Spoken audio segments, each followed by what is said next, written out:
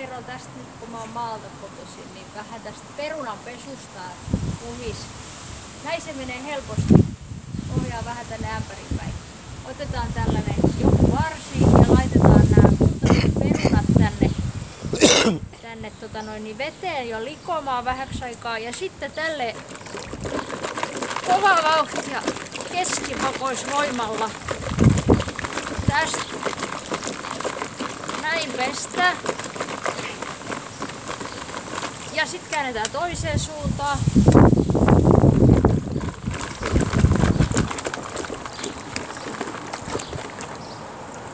Ja tää multainen vesi on tosi ravinteikasta kukille. Eli tässä oli tämmönen suomalaisen uuden perunan kulttuuripläjäys.